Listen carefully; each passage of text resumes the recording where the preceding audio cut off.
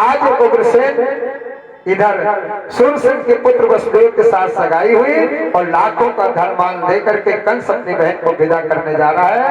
और सम्मान में मेरी बहन है इसलिए कंस स्वयं बागडोर पकड़ ली। भाई बहनोई लग रहे हैं तो बहनोई का सम्मान किया, अपनी बहन का सम्मान के लिए स्वयं रथवान बन करके कुछ दूर भागने के लिए जाता है। आज जब रथ कुछ दूर निकला, कंस आज बड़े हर्षोल्लास के साथ कि मैंने आज दुनिया में एक अच्छा काम किया, एक काम अपनी बहन का कन्यादान। और जब रथ कुछ ही दूर पहुंचा था तब तक एकदम से आकाशवाणी होती है, जिस बहन को इतने दुलार प्यार के साथ विदा करने के लिए जा रहा है, इसी देवकी का 8वां पुत्र तेरा काल होगा। जैसे कंस के शब्द कानों में शब्द पड़े, कंस का नजारा बदल गया। जो दुलारी प्यारी लाडली बहन दिखाई देती थी आज कंस को काल रूप दिखाई देने लगी कि जब इसका पुत्र मेरा काल होगा तो काल की जड़ है। तुरंत रथ से कूदा और पकड़ करके केस रथ से नीचे खींच लिया, म्यान से तलवार खींची और सोचा ना रहेगी बांस और ना बजेगी बांसुरी।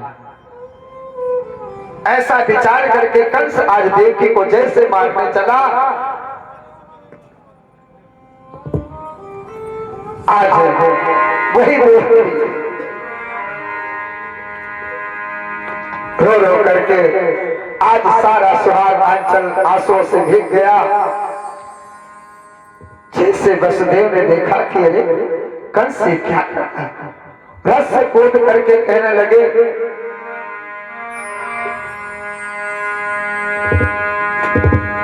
कंसराज तुम्हें क्या हो गया है? आखिर तू कैसा भाई बहन के लिए,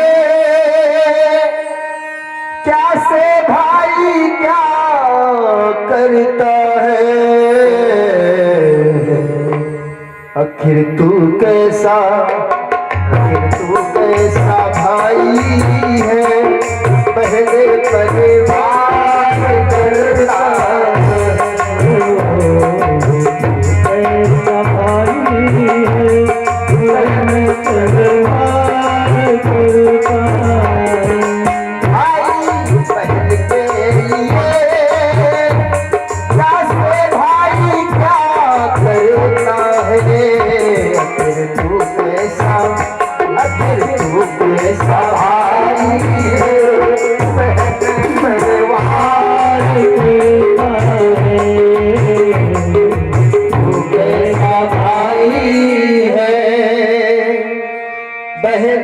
करता।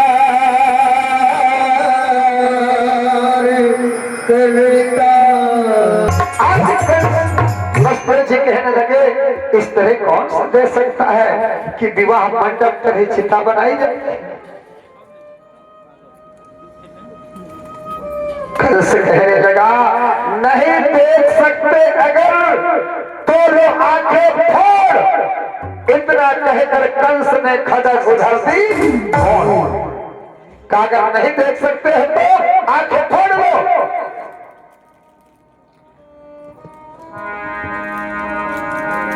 फिर घर जा तुम हिमायती हो तो तुम भी यमपुर को जाओ, नारियां सती होती पद पर तुम सता नार पर हो जाओ। जब कंस का क्रोध बढ़ता देखा चतुर्वसुदेव ने सोचा आखिर क्या कहा, आखिर कंसराज क्या हो गया तुम्हें जो तुम आपे से अपने बाहर जा रहे हो? आखिर तुम्हारी ये लाडली प्यारी बहन है, ये तुम्हारा काल कैसे है? कहा कोई तो मेरे कानों में कहता है कि ये देवकी का 8वां पुत्र मेरा काल होगा, इसलिए मैं जानबूझ करके जिस वृक्ष के फल मेरे लिए जहर बने उसको समूल नष्ट कर देना ही बुद्धिमानी है। और इसलिए अब देवकी जब नहीं रहेगी तो देव की संतान आठवीं कैसे जन्म लेगी। मैं जानबूझ करके अपने शत्रु को नहीं छोड़ सकता। अगर देवकी का वसुदेव जी ने कहा अगर कंसराज एक बात समझ, अगर देवकी की आठवीं संतान तुम्हारा काल होगी तो मैं एक बीच का रहस्य बताता हूं। रास्ता है कि देवकी तुम्हारा काल नहीं, इसकी संतान तुम्हारा काल बनेगी। तो मैं वादा करता हूं कि अगर आठवें पुत्र का भय है तो वो आगे आपके रख देंगे, आठवां नहीं चाहोगे तो हम आठों अर्पण कर देंगे।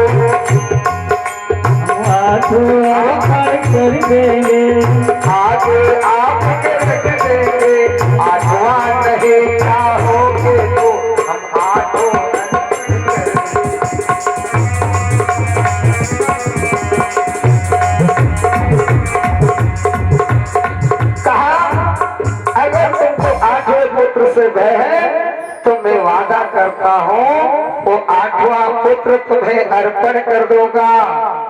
और अगर इससे भी आपको संतुष्टि ना हुई तो मैं वादा करता हूं कि आठों देवकी की आठों संतान तुम्हें मैं अर्पण कर सकता हूं।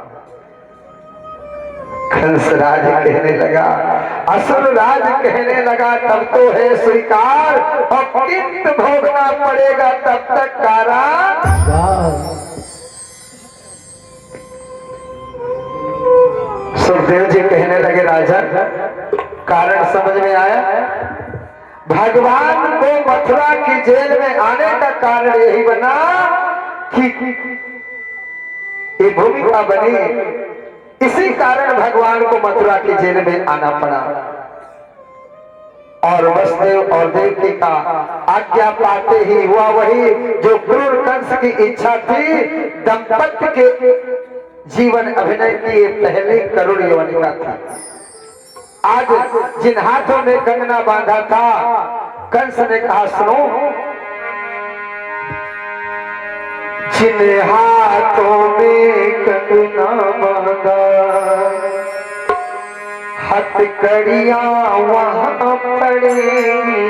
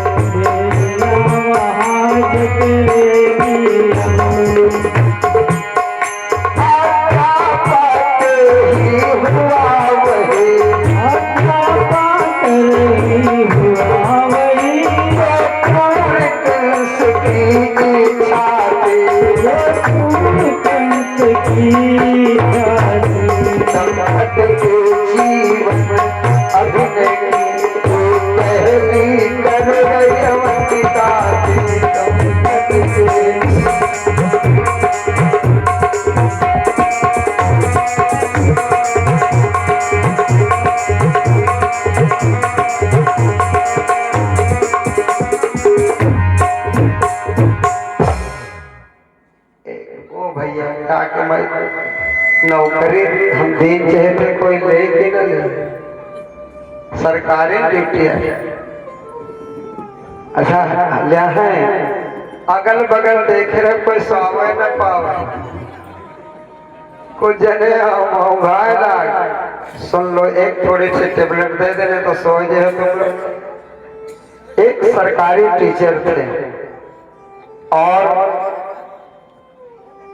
पढ़े, लेकिन वो जो है उनके एक मित्र थे, तो कहने लगे भैया तुम 30 साल से नौकरी करत हो, 80,000 से वेतन शुरू, अपना तुम कुछ घरों नहीं बने हो, ना बिटिया के बिहाओ के हो, तो ये सब रुपया कहाँ के हो? अरे कहें क्या बताएं, हम पहले तो किसी प्रकार की लत नहीं थी, लेकिन पिए वाली आकर लत हुई। तो कहें का पिए माता ना रुपया खर्चा क्यों जा, कतने पिया था? तो कहें हम कहा बताए कतने पीते? अरे कहें कुछ तो डोज हो। तो कहें हम जब घर से जाते हैं, स्कूल जाते तो नहीं पीते हैं, स्कूल से लौट करके आते तो पहले हम घर को आते हैं और घर से फिर उठाई थे अपन गाड़ी। तो जब घर से चले लागे थे तो हम एक मेढक ले जाते, झोरा रख के झोली में एक मेढक ले जाते हैं। तो वो मेढक हम मेज पर रख देते पट्टे के पे और पीना शुरू कर देते हैं। पीते पीते पीते पीते जब एक मेढक से 2 मेढक दिखाई दे लगा, यानी एक मेढक से जब 2 मेढक दिखाई दे लगा था, तब बस चल देते कि हम जहां जाए तक डोज पूरी हुई है। और वहां से जब चल देता हूं तो कहा जाता है चाट वाले देखो, वहां चाट खाता हूं लेकर के घर को। तो बच्चों एक और एक फिर एक दिन ज्यादा हो गई, चाट वाले से कहा भाई कुछ पकौड़ी बांध दो, पकौड़ी लेकर के चले बच्चे। गले में उल्ट गए, जब उल्ट गए तो अब हमको होश नहीं रहा, कहाँ परे है क्या है, कुआं कहूं भट्टा किनारा रहा गधा है अपन पकौड़ी गधा पकौड़ी गधा खा ले, देखे सूखे मजे मिल गया, अपन खा ले, लीद कर दी। गधे जब लीद कर दे तो जब तुमका थोड़ा ठंडी लगी, होश आवा, तो जो है बेचारे पकौड़ी भीतर गए, वो झोरिया मेल का ढल है, खाते नमक छोड़े तो मिर्चा छोड़े, ऐसे बिना नमक के पकौड़ी बना दिया। ये पकौड़ी ऐसे बनाई जाती है। अब देखो, आज देखो इसमें ना नमक छोड़ा ना मिर्चा छोड़ा हुआ है, कहाँ है बेचारे? तो भैया ये बहुत खराब है। अब इससे अगर बच जाओ तो सारे बुराइयों से बच जाओगे, इसलिए सावधान हो जाओ। निवेदन है, प्रार्थना है कि बड़े बड़े घर बर्बाद हो गए। जिन्होंने चल करके देखा वो अपना तो घर बर्बाद कर लिया। एक राजा था, उसको पीने की शौक थी। मंत्री बड़ा सात्विक प्रकृति था। एक दिन जो है जब तब कहा जब हमारे लिए मांगो, मंत्री सोचे हम छुआ नहीं चाहे थे, और जब तब नौकरों से मंगाया तो मंत्री को अच्छा नहीं लगता था। तो एक दिन जो है मंगाया, बस एक नौकर भेजा, कहा जा करके ले आओ और जाओ उधर से एक वेश्याली बुला लेना। पैसा दिया उसको, वेश्या को बुलाया। उसके बाद सोचा एक डॉक्टर को बुला लेना, डॉक्टर बुला लिया और साथ में कुछ 10-5 हिजरा बुला ले। और फिर मंत्री ने कहा था कि एक कबर खोदर वाले 2 ठोर बुला ला। यानी पूरी सेना लेकर जब आए और मंत्री ने जब मेज पर शराब रखी 2 बोतल, तो कहा, राजा ने पूछा ये सब पीछे कौन सा है? साहब सब एक इंतजाम है। ये कैसे? अरे कहा सरकार, जब आप शराब पिएंगे तो आप वेश्या को ढूंढेंगे, नाच गाने वाले, तो उसको बुला रहे हैं, और वेश्या के साथ भोग करोगे तो रोग शरीर रोगी हो जाएगा, और जब रोगी हो जाओगे तो सरकार डॉक्टर की जरूरत पड़ेगी, तो उसका भी इंतजाम ले आए। आप बीमार पड़ेंगे तो डॉक्टर ले दवा करने के लिए, और दवा को डॉक्टर करेगा, हो सकता अपना ठीक हो, तो इसलिए मर भी सकते हैं, तो ही जरा रुआवटें बना रहे हैं। और सरकार जब मर जाओगे तो कब्रिस्तान खो देते हैं, तो बना रहे हैं साथ। राजा जब ये सुना कि क्या ये सब, अरे कहा इसको जल्दी फेंको, इसमें इतने दूर, अरे कहा सरकार सब इसी के कारण है। राजा की समझ में आया जब यहां तक पहुंचा सकती है, इसलिए इसका सर्वथा त्याग कर दे। तो अपने जीवन में बिना विचारे जो करे सो पाछे पछताए, और काम बिगाड़े आप लोग जग में हो फंसाए। आज महाराज से ये कंस जो है अपनी बहन को उठा करके हथकड़ी बेड़ी छुड़वा करके जेल में छोड़ दी। आज जैसे वसुदेव और देवकी को जेल में छोड़ा गया, जनता में इसका बड़ा गलत प्रभाव पड़ा, सारी जनता बौखला गई और कहा इस आतताई कंस के अत्याचारों का अब अंत होना चाहिए। हम इसके शासन प्रशासन को नहीं मानेंगे, व्यवस्था बिगाड़ देंगे। आंदोलन पर छिड़ गई, मीटिंग होने लगी, सभाएं शुरू हो गई। तो उसी समय देवल से नारद आए और जनता से कहने लगे कि आप लोग ये क्या करने जा रहे हो? जिसका काम उसी को छाजे और करे तो डंडा भागे। अरे साक्षात कंस हिंसा की मूर्ति है और इससे तुम जीत नहीं सकते हो। ये नीति कहती है जिसका काम उसी को छाजे। इस कंस का ये साक्षात हिंसा के मूर्ति, इसलिए स्वयं नारायण इसका वध करेंगे और तुम लोग इससे भिड़ने की कोशिश ना करें। समझा दिया। आज कंस दिन प्रतिदिन विकराल होता जा रहा था, दिन प्रतिदिन हो रहा था इधर कंस विकराल, उधर देवकी के हुआ पैदा पहला लाल।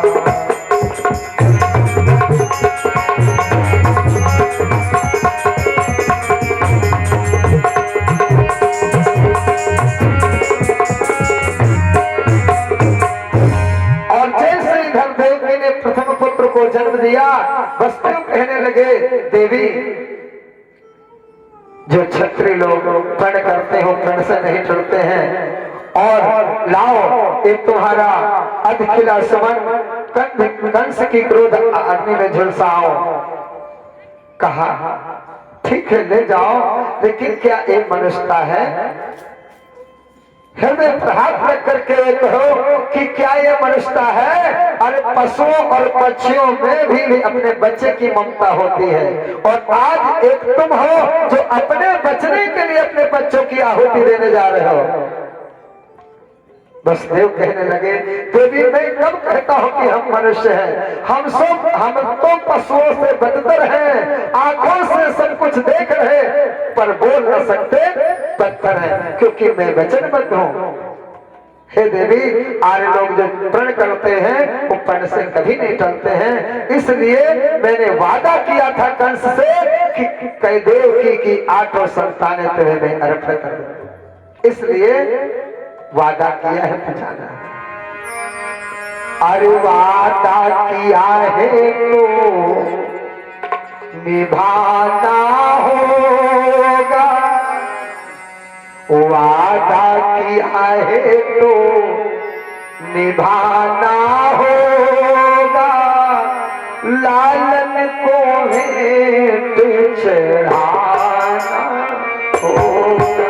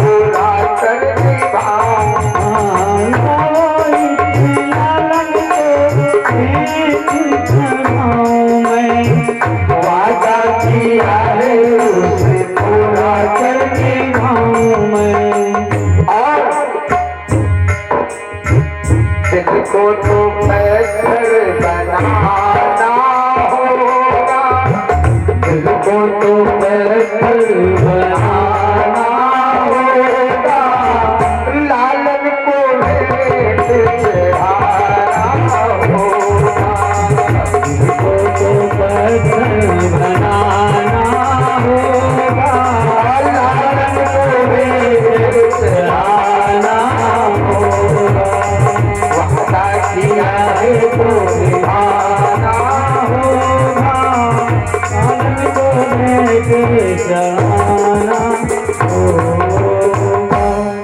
आज इस कारण से आज वसुदेव जी लेकर के उस बालक को कंस के पास पहुंचते हैं और पहुंच करके थोड़े ही समय में भैया जी प्रसाद